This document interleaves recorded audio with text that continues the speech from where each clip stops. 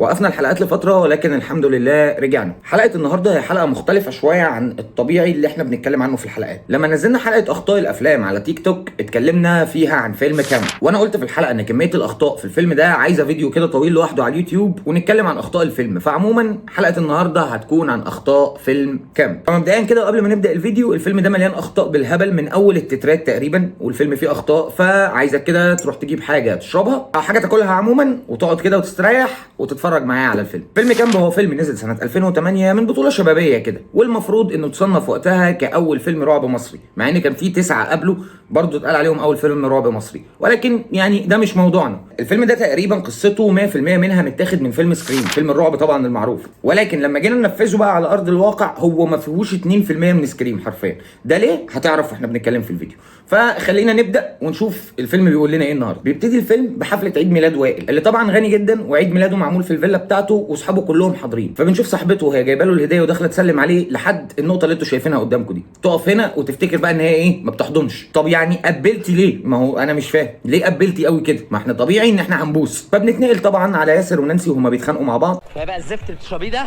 وكفايه انت الخنقه اللي انت عاملها لي، وتعالى بينا نرقص. فبيتخانقوا مع بعض وياسر بيسيبها ويطلع يقف مع شيرين. هي غلطتي، انا نسيت ان شكلي مدفونه هنا، يا ريتني سافرتكم من طريق تاني. يا حبيبي ما هو مفيش طريق تاني، ما احنا المقابر دي مش موجوده في مصر اصلا، يعني انا ما اعرفش انتوا فين، فاكيد ما كانش في طريق تاني تعدوا منه. وبعدين انا مش دي ازمتي خالص، انا ازمتي في مين بقى؟ في جمال ده اللي هو صاحبهم، فمسمينه جمال مشاوير. ليه؟ عشان هو بيجيب لهم الحاجه وكده وبيبعتوه مشاوير يعني، واللي ما بيحبوهوش واغتصبوا صاحبته وماتت بسببهم. فقوم نعمل ايه بقى؟ نعمل ايه؟ الحل يبقى ايه؟ نطلع معاهم الرحله عادي عادي بقى، نروح نصيف احنا اولاد النهارده، الكلام ده كلام فاضي يعني، اللي فات مات خلاص، فناخد بعضنا ونطلع معاهم الرحله. متاسف جدا يا جماعه عطلتكم معايا. كمان بيعتذر لهم انه اتاخر وهو واقف في المقابر بتاعت شاكي اللي هي ماتت بسببهم. مش عارف يعني بصراحه جمال قلبه ابيض قوي. لحد هنا الامور ماشيه والدنيا تمام، يعني انا ممكن اعديها، ولكن اللي اكتر حاجه مضايقاني ان وائل اللي المفروض ان هو غني زحليقه ده، واللي كان عامل عيد ميلاده في الفيلا بتاعته، دي عربيته. يعني عارف لو كان بدل عربيته مع ياسر كان ممكن اقتنع، انما دي عربيه وائل انا مش فاهمها. وبعدين ليه لما ياسر جه جنبه، يعني لما وقفوا العربيتين جنب بعض، حسيت ان وائل بيبص له وهو راكب هامر مثلا. حبيبي انتوا الاثنين على الارض، هتصور من على ونش، يبقى نحط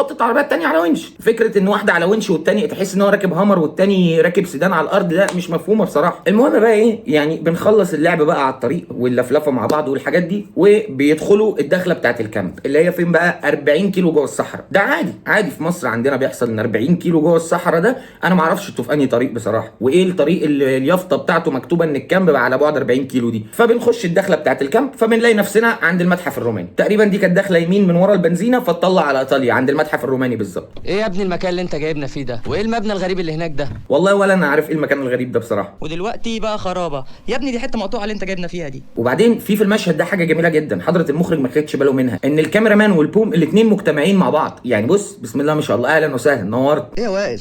ايه يا تامر؟ ايه يا جدعان؟ يعني هو ايه اللي يا وائل ايه يا تامر؟ نعم. طيب بنقف نتخانق بقى على انه ينفع نقضي الوقت في المكان ده ولا لا، هنقعد ولا لا يا جماعه، هنمشي ولا لا. فبيتدخل استاذ جمال. ايوه حلو جدا اللي انت قلته ده، احنا لسه مخلصين كليه، يعني احنا في الصيف احنا بنخلص الكليه في الصيف، صح كده؟ ايه بقى اللحاف اللي انت متغطي بيه ده؟ انا مش فاهم بصراحه، يعني ايه لحد دلوقتي انت ما وضحتليش ايه اللحاف اللي انت لابسه. معاكي حق، يعني هو مشهد جميل وكل حاجه، ولكن زي ما قلنا قبل كده في حلقه التيك توك، احنا التيم كله بتاع الفريق في النضاره وزي ما انتم شايفين كده. فخلينا نكمل.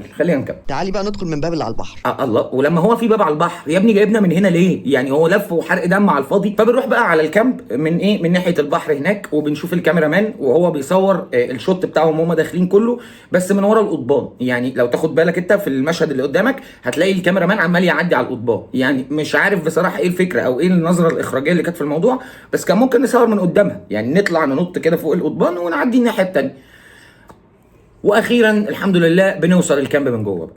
مفيش حد هنا يا ابني ولا ايه؟ مش عارف. لكن مره واحده كده بنلاقي تامر بيعمل كده. ليه؟ يا ابني هو ده كامب ولا منتجع ولا فندق قديم ولا احنا جايين فين؟ احنا فين يا جماعه؟ ما تقولوا لنا احنا في انهي حته في الدنيا عشان نبقى عارفين، على الاقل لو جرى حاجه نكلم الناس نقول لهم احنا في كامب، احنا في منتجع، احنا في الاقصر واسوان، اي حاجه يعني عرفونا احنا فين. ده بقى يا عم عبد المنعم بتاع الشاي. بص انا رحت اماكن كتير في الدنيا، مفيش حد في الدنيا في استقبال وهو واخدني للاوض بيقول لي ده عم عبد المنعم بتاع الشاي. ايه يا عم عبد المنعم بتاع الشاي ده؟ ولما هو عم عبد المنعم منعم بتاع الشاي ماشي بالملايات ليه في الفندق؟ يعني ايه علاقه الملايات بالشاي؟ ولا هو حب يوريكم مهاراته في وظيفه تانية مثلا عايز ينقل؟ راجل طيب قوي، ولما تعوزوه تبقوا ترنوا له الجرس.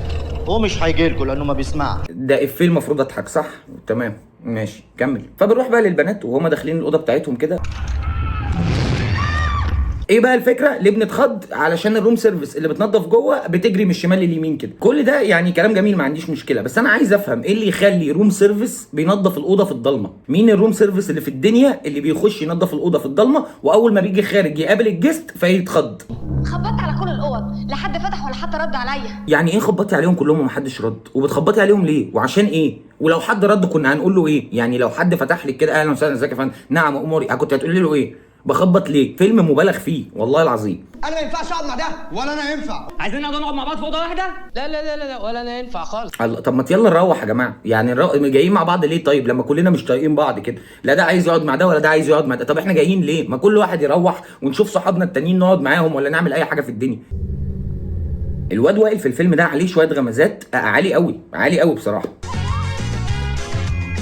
يعني احنا مسافرين سفريه عدينا فيها على المقابر في اليونان، وبعدها اخدنا طريق وماشيين نلعب بالعربيات ونلف هنا ونأمرك هنا والدنيا معانا تمام، ودخلنا 40 كيلو في الصحراء. هو ده كده اللي طب ما كنا رحنا اي حته، كنا رحنا الجنينه ولا حاجه اللي جنب البيت. انا مش ما شفتش واحد فيكم لمس الميه كده كده اهو وكده كده اهو. وبعدين بصراحه المشهد ده كمان مستفزني، يعني هما الشباب واقفين بيتكلموا مع بعض، الكاميرا مان قرر فجاه ان هو يسيب المشهد وهما بيطبلوا ويرقصوا ونطلع فوق الشجره. يعني انا مش فاهم انت طالع تعمل ايه بقى فوق الشجره؟ المخرج كان ايه فكرته من المشهد ده؟ ففي المشهد اللي بعده المفروض ان احنا قاعدين بناكل يعني وكده، فالشباب كلها بقى متجمعه والدنيا كلها قاعده، فمره واحده بنلاقي تامر نزل من نو وير كده.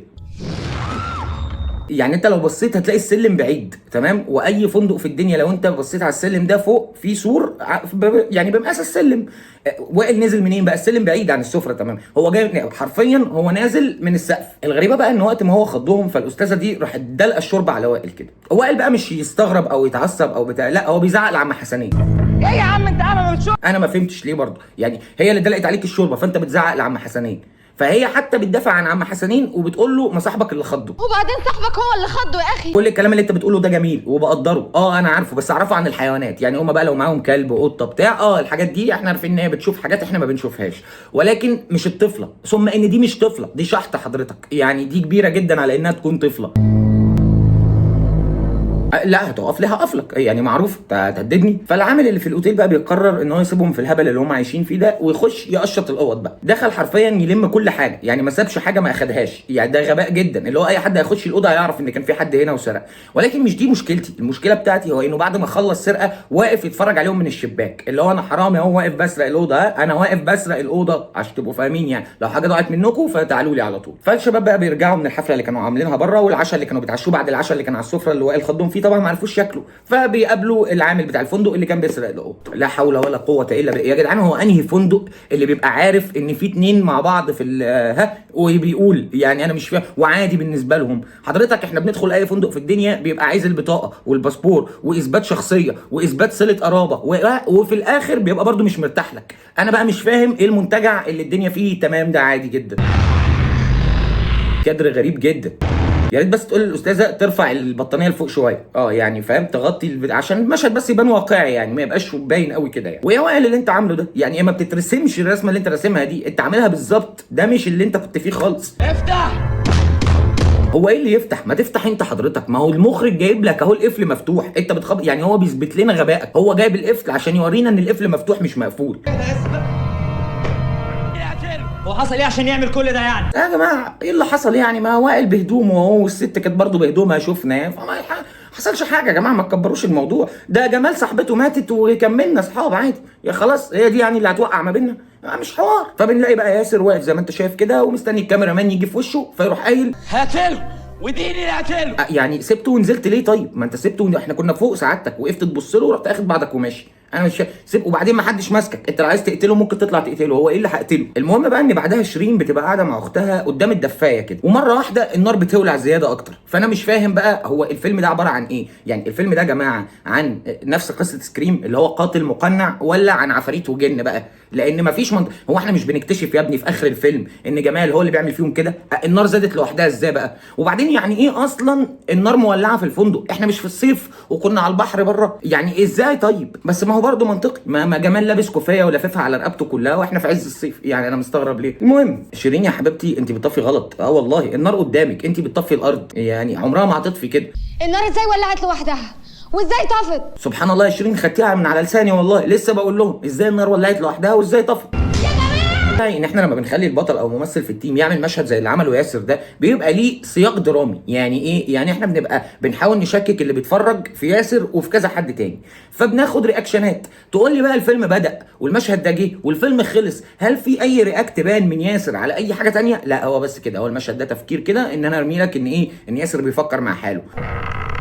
لا طب ثانيه، طيب بس عشان نفهم احنا بنعمل ايه هنا. والله الباب ده انا عايز افهم هو قفل لوحده ازاي؟ يعني احنا شايفين الكادر تمام كده، لا في حد واقف بره ولا في حد واقف من جوه. في سكرين لما حصل المشهد ده كان باين جدا ان المخرج جايب الكادر من بره، فزاويه الباب مش مبينه اللي وراه، فممكن يكون حد وراه بيقفل الباب. تمام، انا ما عنديش مشكله واشتريت. انما في المشهد هنا لما حبوا يقلدوه جاب لك الباب من بره مفيش حد واقف، ومن جوه احنا شايفين الباب ده بقى اتقفل لوحده ازاي؟ ما هو يا جماعه مش فيلم عفاريت، فيلم قاتل مقنع. يا جماعه الخير فهمونا الله يكرمكم عشان انا مش فاهم اي حاجه. يعني اختصارا كان المفروض ان حضرتك لو حابب تعمل كده قدامك حاجه من اتنين، يا تعكس زاويه الكاميرا انك تجيب لي الكادر من بره فما بقاش انا شايف اللي جوه الاوضه، او ان حضرتك من البدايه كنت تقفل الباب شويه فبالتالي انا ما بقاش شايف اللي بره ففكر ان في حد بيشد الباب من بره. في الحالتين كنت هصدقك، انما اللي انت عامله ده حاجه تانية خالص. يا ابني الناس بتصرخ من اوضتهم فوق فوق فوق، ايه اللي منزلنا احنا البدروم تحت؟ ما نعرفش. والغريب اللي انا مش فاهمه برضو لحد دلوقتي ان احنا بعد كده بنلاقي ياسر دخل جوه البدروم وبيتمشى، واول ما يكسر يمين كده نلاقي الاوض بتاعت الفندق. في ايه يا جماعه؟ احنا بنتخض ليه؟ يا دوب احنا ولعنا النور مش اكتر. يعني انا طول عمري اعرف ان الناس بتتخض لما النور بيتقطع، انما ايه اللي بيخض في ان النور رجع؟ انا مش فاهم دي بصراحه. بنصرخ ليه يا جماعه؟ ولا هو صريخ وخلاص؟ فبعدها بنشوف مطارده وهما بيجروا ورا بعض وتامر بيجري وراه. المهم ان هو بيجري بيتخبط في دماغه فينزل على وسطه فيمسك دماغه من ورا.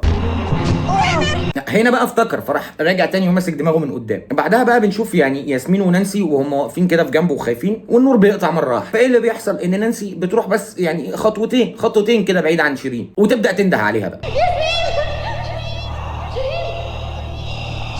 يا ماما ما هي تبعد عنك خطوتين، هي بتنده عليها ليه؟ ارجعي الخطوتين هتلاقيها. الغريب اكتر ان شيرين ما بتردش عليها. يا جماعه والله فهمنا انه فيلم رعب، بس يعني شيرين ايه اللي حصل لها؟ الحيطه اتفتحت وشفطتها ولا ايه اللي حصل؟ ما هي كانت لسه واقفه. يعني لو افترضنا حتى انها مشيت نازله سلالم صح كده، والتانيه بتنده عليها بعلو صوتها، يعني اكيد هترد عليها تسمعها. يعني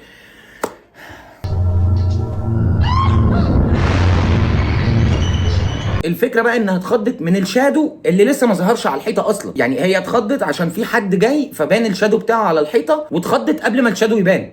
يعني في الطبيعي لما بنيجي نعملها، لما بنيجي بالكادر الناحيه الثانيه بيبقى الشادو موجود عشان تقول لنا هي خافت من ايه. لكن هنا لا، هي خافت من قبل ما الشادو يظهر اصلا. وبعدين ايه اللي يخوف في الموضوع؟ ما هو ممكن يكون حد من صحابك عادي جدا، وفعليا ما هو طلع ياسر في الاخر. المهم بقى ان بعدها بيحصل اغرب مشهد في الفيلم ده كله. نانسي لما خافت جريت ودخلت الاوضه زي ما انت شايف كده. لما دخلت الاوضه بنلاقي ان هي بتبص فبتلاقي الباب بيتحاول يتفتح من بره، فانت اللي انت هتتوقعه انه ياسر اللي كان بره بيدور عليها وبيحاول يفتح الاوضه. لما الشوت بقى في ساعتها بيروح على ياسر بنلاقيه ماشي في الكوريدور بيدور عليها. امال مين يا جماعه اللي بيفتح باب الاوضه؟ نعيد تاني يا جماعه، ده مش فيلم عفاريت، ده فيلم قاتل مقنع. يعني لو في حد بيخوفهم وبيفتح الباب من بره كان المفروض ياسر يقابله، انما ياسر مفيش عنده حد وما بيفتحش باب الاوضه، وهي الاوضه اللي هي فيها حد بيحاول يفتح الباب. المهم نانسي لما بتدخل الاوضه بتقرر ان هي هتبص على السقف. يعني عادي بنحاول، يعني بنشوف الجبسن بورد والحاجات دي شكلها عامل ازاي، وبعدها بتبص يمين وشمال وتروح بصه وراها وتفضل كده ترجع بظهرها لحد ما تروح واقعه ومتكعبله في عليا اللي هي ميته ومقتوله اساسا. بعيدا بقى عن فكره ان عليا ايديها اتحركت وسندت على نانسي وهي مقتوله اساسا، وفي الشوت اللي بعده على طول عليا ايديها سليمه ويعني وجنبها بنلاقي بقى جمال او السفاح بمعنى اصح بينط من الشباك، اللي انا مش عارف احنا في الدور الكام ده اساسا، وكل ما يدخل من الشباك عشان يخلص على نانسي. الله مرقصته. فكره بقى ان هي بعد ما مرقصته كده مش تجري بقى على الشباك عشان تطلع من الاوضه او تهرب، لا راحت مكفيه على وشها كده فوق علي. لا بتسهلوا الموضوع يا عم، موت يا عم موت، خلص خلينا نخلص من الفيلم ده. المهم ان نانسي ماتت وريهام دخلت بنفس الاوضه عشان تدور عليه، فداخله قدام. بص هي قدامها اهي قدام، ولكن احنا لازم نبص على السقف. يعني عارف لو المخرج كان قرر ان هو ينقل الكنبه دي مثلا في الجنب، فاقول ان هو داخل قدامه مش شايف وبيبص فوق وبعدين يعني يبص يمين يشوفها، انما دي قدام الباب، قدام الباب حرفيا. فايه الفكره في ان انت بتدخل تبصوا على السقف. بعدها بقى بنشوف شيرين وهي بتحاول تعمل مكالمه عشان حد يجي يلحق. الغريب بقى ان التليفون بيقول لها انسرت سيم كارد. ايه بقى الشبكه ام بنيل اللي مكتوبه دي؟ يعني ده موبايل حد تاني يعني؟ طب انت بتعملي ايه تاني؟ ما الموبايل لسه قايل لك عايزين الخط، هاتي الخط عشان اعرف اعمل لك المكالمه. يا جماعه الله يكرمكم، يعني حد بس يبقى يعرف الكاميرا مان الناس هتقف فين، عشان هو بقى له ساعه بيدور عليهم، والله دقيقه بيدور عليهم. يعني انا دي مش فاهمها برده من الاخراج، يعني هو فعلا كان بيدور عليهم بجد ولا هي ده مشهد بتحاول توصل لنا بيه حاجه؟ فلو بتحاول توصل لنا ايه هي يعني عرفوا الناس هتقف فين. المهم بقى ان احنا بعدها بنلاقي استاذه ريهام وهي بتجري كده في الكوريدور عشان تهرب. المهم بقى ان احنا بعد كده بنلاقي السفاح بيظهر لريهام عشان يموتها، بس هو لما بيضربها بالسكينه ما بتموتش، بنلاقيها قلعت كده زي ما انت شايف، اللي هو بتحط خليه يفكر في الاغتصاب، يعني بلاش القتل مش لازم نقتل. المهم بيفضل يهوشها المهم ان هو بيفضل يهوشها كده لحد ما بيجروا ورا بعض وبيقتلها عند السلم هنا. ياسر بعدها بيقرر ان هو يدور في الشنط، فبيلاقي الشرايح في شنطه جمال. خدها امتى او فكها ده مش موضوعنا، فمش بنبلغ بقى البوليس ولا بنحط الشريحه في الموبايل حد يلحقنا، لا بنروح ندور على جمال بقى. فبيدخلوا الحمام بيلاقوا جمال ميت غرقان قدامكم كده في ميه البطيخ زي ما انتم شايفين. دي برده هنا حته صايعه بقى، يعني المخرج كان ايه بيقول لك ان هو جامد قوي يعني. بص خلى جمال يبقلل بالميه ليه؟ عشان يديلك ايحاء انت كمشاهد ان جمال عايش ما ماتش، لان في الاخر بنكتشف ان جمال ما ماتش وهو اللي بيعمل فيهم كده، يعني هم ما اخدوش بالهم بقى ان جمال بيبقلل في الميه. خلصانه بقى، احنا اي حد يخش الاوضه دي يروح باصص على السقف، خليكم عارفين بقى عشان لو رحنا الكامب ده في اي وقت تمام الاوضه دي بتدخل نبص لفوق. من ساعتها جمال في غيبوبه وبنلاقي صاحبته جنبه وبتقول له مالكش دعوه بيهم والكلام الجميل ده، فبنفهم ان هو هياخدهم غالبا ويروحوا الكامب ده. فيعني هي دي البلوت تويست بتاع الفيلم، ان هو كان حلم. ده التفسير المنطقي، ان الاحلام ايه ما حدش بيتحكم فيها، فالمشاهد الاخطاء دي كلها تبقى ايه يعني كانت في حلم بقى وخلاص. ده التفسير الوحيد اللي احنا ممكن نقوله يعني. فبس هو ده كان الفيلم. فلو الحلقه عجبتك ما تنساش تعمل لايك وشير وسبسكرايب، سيب لي رايك في الكومنتات لاخطاء الفيلم ده، ورشحوا لي افلام تانية لو عايزين نعمل عنها حلقات، واشوفكم الحلقه اللي جايه. سلام. اقفل خلاص انا مش قادر.